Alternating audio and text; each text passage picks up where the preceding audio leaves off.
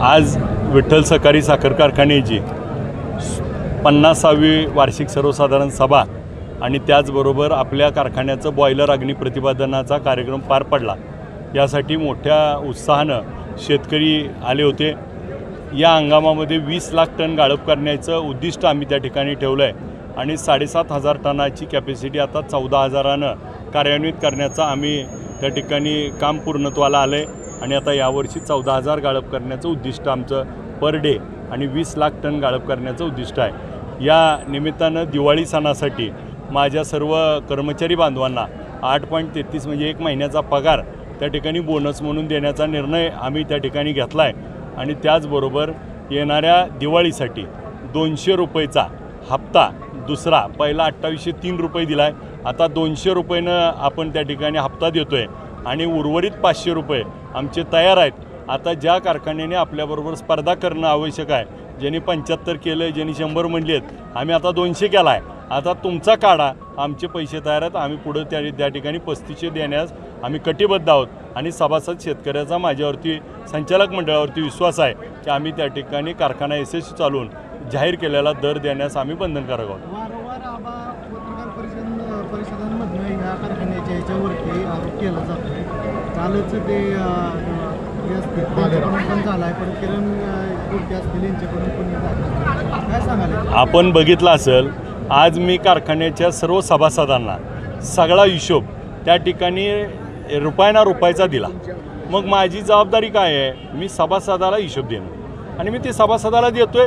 सभासदाचा माझ्यावर विश्वास आहे आणि मग कारखाना चालला पाहिजे। कारखाना चालला तर दराची स्पर्धा राहील, कारखाना चालला तर माझ्या सभासदाला कोणा दारात जावं लागणार नाही, कारखान्याच्या सभासदाचा स्वाभिमान त्या ठिकाणी पुन्हा पुढं घाण ठेवावं लागणार नाही। आणि पूर्वीच्या काळात आपण बघितलं असेल, कारखाना बंद पडला म्हणून सभासदाला किती यातना भोगाव्या लागल्या आणि मग जर हे त्या ठिकाणी टीका टिप्पणी करत असतील तर माझी विनंती आहे त्यांना देखील की आपण कारखान्याच्या हिताचं त्या ठिकाणी बोललं पाहिजे।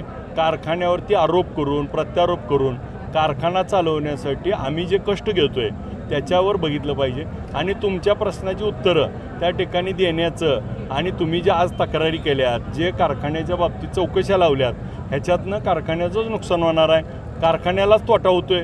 उद्या कदाचित जर काही चौकशा यांना जे वाटतात अशा जर सगळ्या मी जाहीर सभेत सांगितल्यात, याच्या प्रश्नाला उत्तरं देण्यापेक्षा आज यांनी जे चौकशा लावल्यात त्या चौकशीत आम्ही उत्तर देऊ आणि जी आमचं खरं काय आहे खोटं काय ही जगापुढं आहे त्या ठिकाणी मला त्यांना उत्तर द्यावं असं मला वाटत नाही। 347 कोटीचा विनियोग चुकीच्या पद्धतीने केल्यामुळे संचालक मंडळावर गुन्हा दाखल करायची निकाल मागणी केली। सगळ्यात महत्त्वाचं आपण बघितलं असेल, 347 कोटीचा हिशोब मांडला।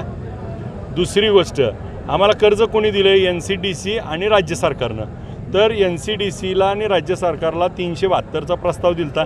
त्या 372मध्ये कर्ज 25 कोटी कमी झालं, 24,87,000 आणि 347मध्ये 80 कोटी कापून घेतले, ही सँक्शनमध्ये आहे आणि दिलेल्या राहिलेल्या कर्जात 267मध्ये विनियोग बदलला म्हणून आम्ही राज्य सरकारला विनंती केली।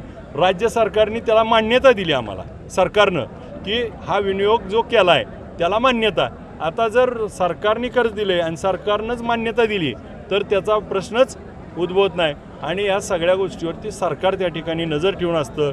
सरकार त्या ठिकाणी याच्यावरती प्रत्येक गोष्टीला परवानग्या लागतात आणि त्याची आम्हाला परवानगी देखील मिळाली आहे। त्यामुळं जो विनियोग आहे जो त्यांनी म्हणतायत तो विनियोगाला सरकारनं मान्यता दिली आणि ती सगळं तपासून दिली, त्यामुळं या कुठल्याही आरोपात तथ्य नाही। जो व्यापारी उपोषणाला बसला होता कारखान्यात तर पैसे आहेत म्हणून, ते पुढाऱ्याची भाषा बोलायला लागला आहे, ती म्हणतोय जनसंवाद यात्रा काढणार आहे, मी सभासदांना 28,000 सभासदांपर्यंत पोहोचणार आहे। आमचं म्हणणं काय आहे की आपण जे काय मटेरियल दिले ती 2010-11 ते 18 सालात दिले, माझ्या काळात दिलेलं नाही।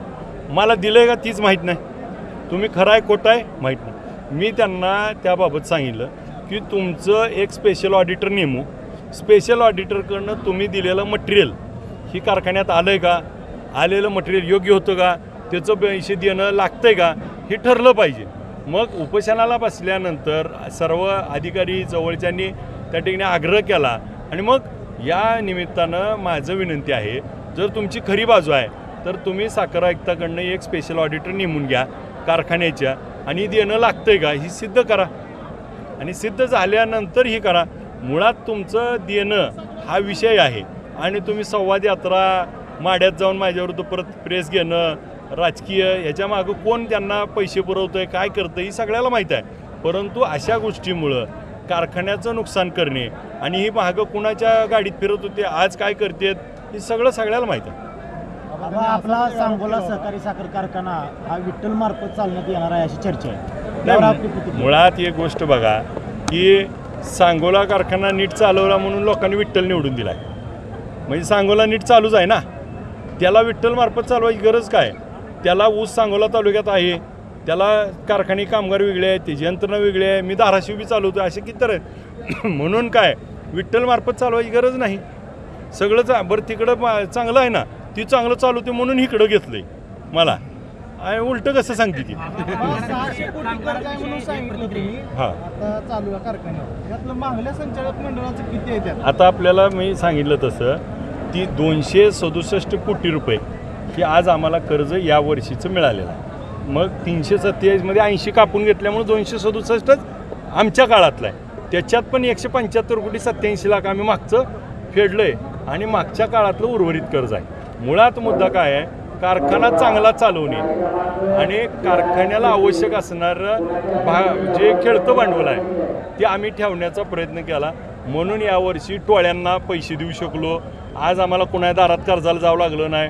रिपेअर मेंटेनन्स चालूच्या पगारी आणि कारखाना चालू होईपर्यंत लागणारे भांडवल त्या ठिकाणी आम्ही त्याच कर्जातनं शिल्लक ठेवलं आहे. आणि त्याचबरोबर कारखान्यात 74 कोटी रुपये आणि GST प्लस एवढं आता कारखाना मोठा करण्यासाठी इन्व्हेस्टमेंट केली आहे. ह्याच्यामुळं आणि गेल्या वर्षी जे कर्ज घेतलं होतं ते जे 18 कोटी 17 कोटी 80 लाख महागारी भरलीत त्यामुळं हप्ता त्यामुळं रेग्युलरमध्ये यायसाठी ही जुनं लय घाण आहे ती काढायला थोडा वेळ लागेल परंतु रेग्युलर करायला आम्हाला वेळ लागतो.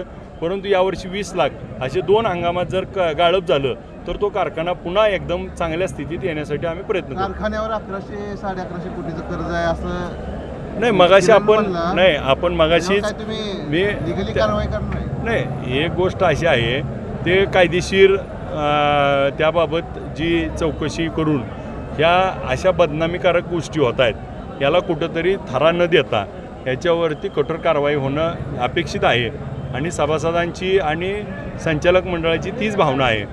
अशा गोष्टीमुळं जर कारखान्याला जे होणाऱ्या पुढच्या विश्वासार्हतेला तडा जाऊ नये म्हणून या आरोप प्रत्यारोप जर खोटे असतील आणि त्याचं जर ते शहानिशा नाही करू शकले तर त्यांच्यावर योग्य ती कारवाई केली जाईल.